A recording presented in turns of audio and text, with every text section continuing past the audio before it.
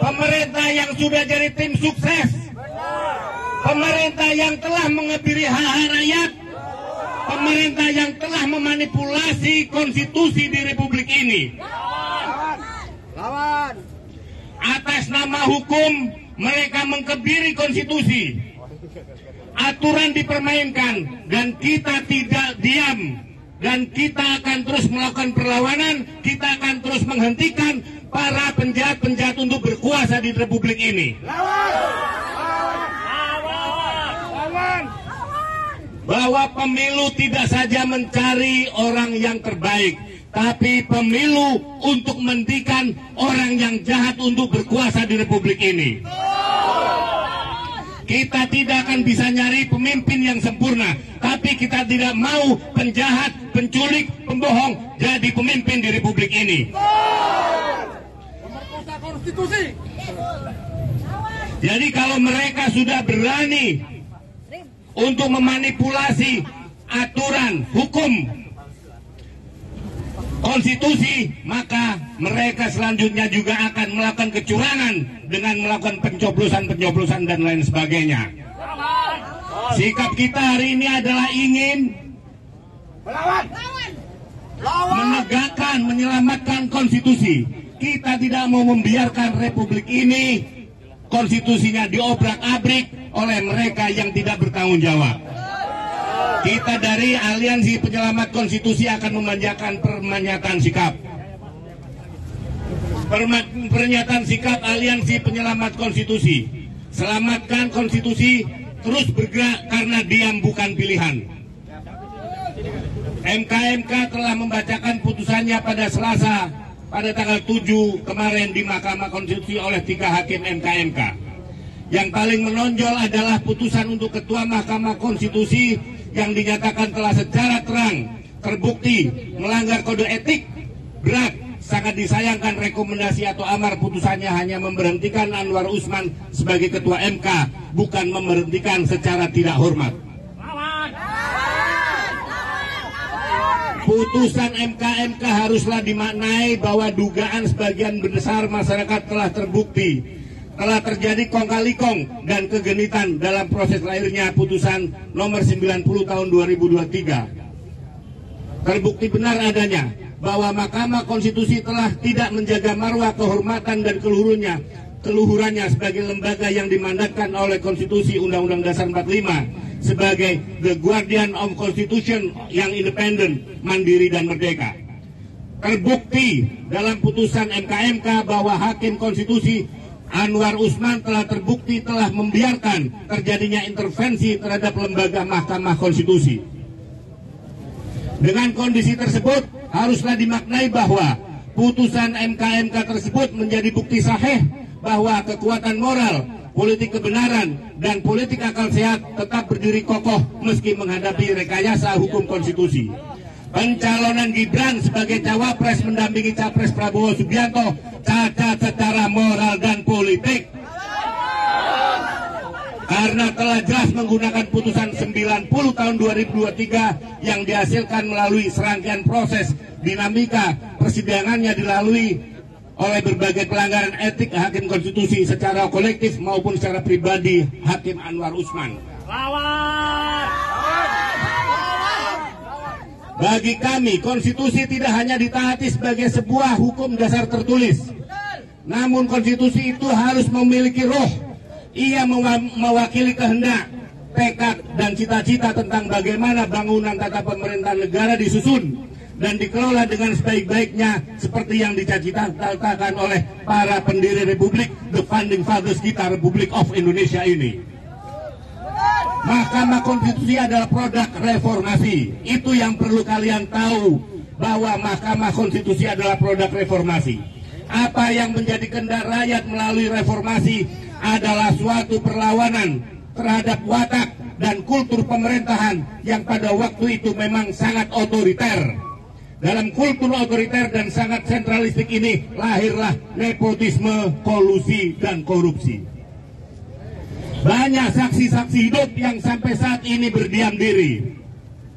Semua menjadi wajah gelap demokrasi. Praktek kekuasaan yang otoriter itulah yang telah kita koreksi. Maka melalui reformasi, jangan lupa lahirlah demokratisasi melalui pelaksanaan pemilu presiden dan wakil presiden. Apa yang terjadi di Mahkamah Konstitusi akhir-akhir ini telah menyadarkan kita semua bahwa berbagai manipulasi hukum kembali terjadi.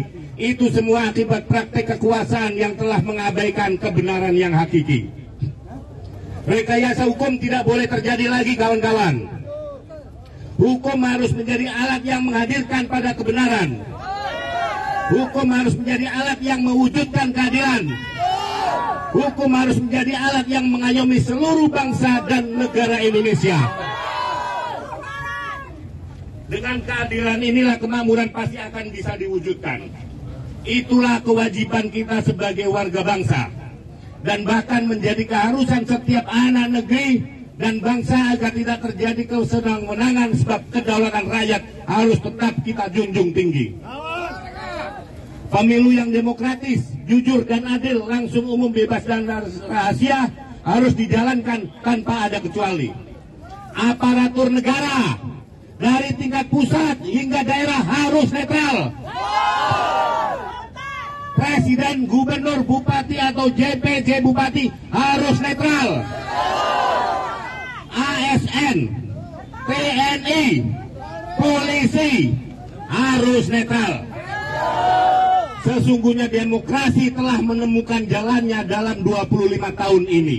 Namun bisa jadi demokrasi akan mati muda karena perilaku aparat negara yang membunuhnya. Rakyat tidak bisa lagi diintimidasi seperti dahulu. Kalau dulu zaman Soeharto rakyat bisa diintimidasi selama 32 tahun, sekarang kita tidak mungkin diintimidasi. Kecurangan pemilu yang akhir ini terlihat sudah mulai akan terjadi lagi. Rakyat harus bergerak karena diam bukan pilihan. Oleh karena itu kami dari Aliansi Penyelamat Konstitusi tuntutan sikap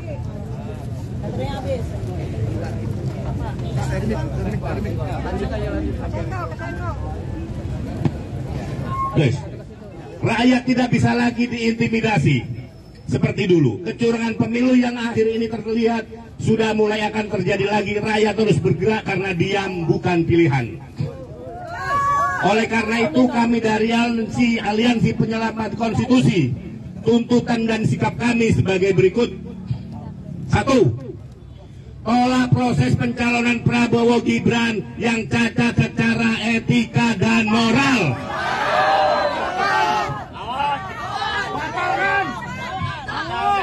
Batalkan proses pencalonan Gibran yang cacat secara etika dan moral.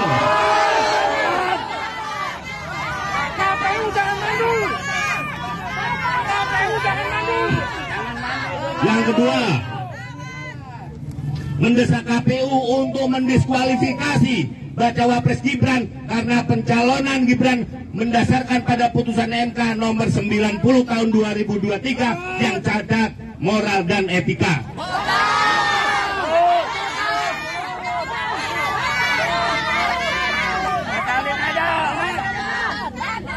Yang ketiga, menuntut kepada KPU.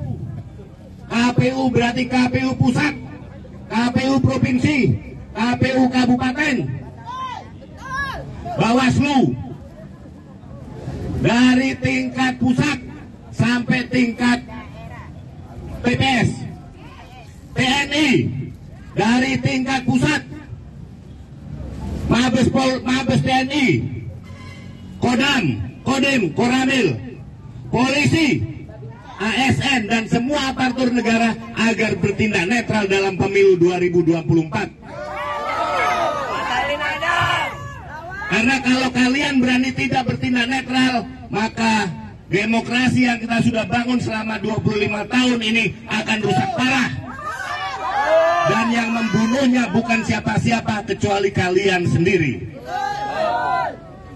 3. Serta kita menyerukan kepada segenap masyarakat agar 1. Menghimbau kepada masyarakat untuk tidak memilih pemimpin yang menghalalkan segala cara demi kekuasaan. Karena kalau sudah melakukan kecurangan, pasti akan ditutupi kecurangan.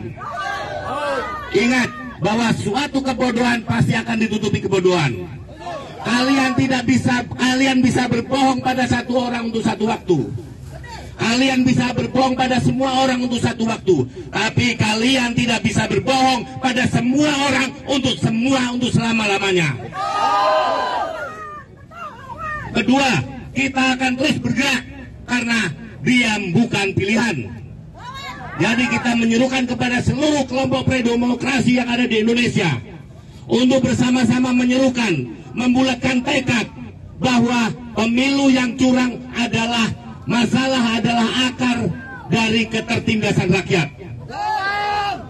Jakarta 13 November 2023, Aliansi Penyelamat Konstitusi yang terdiri dari Gerak 98, KGB, Seknas Puan, Forbin, Fontari, Ganjaris, Ganjaries, NKRI GP2P, Gepartan 2024, SPG, FPIR,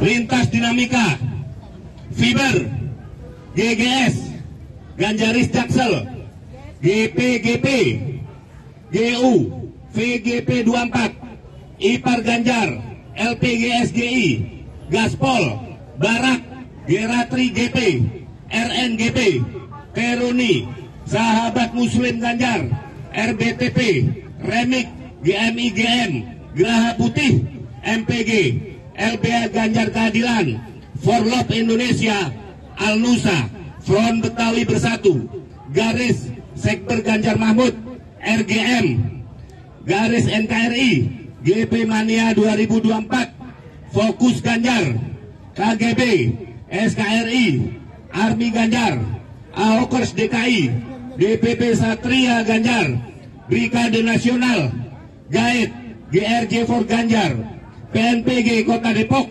Ragusa, Bulak Sumur Gaspol, GAIK, Gopasgap, GP Center, Ganjaris Depok, Garnas, Barisan Nasional Pancasila, Generasi Nawacita, WLI 4G, Indonesia Menari, Kejawen, P4G, Organ, Republik Ganjar Pranowo, Sekber Rasa Malang 1605 Jabar Banten, Sri Kandi Garnas, Maharani Pejuang Marhen, Spartan, KKKB, Baragama 2024, BGSP, Kawan Ganjar Mahfud 98, Militan Garda Puan, JNIB, RGB, GHI, SMP, NCW, Laskar Ganjar, OPM, ASN, Garista, GR2P, Gaman, Garda Mandala, GPMN, dan KRP.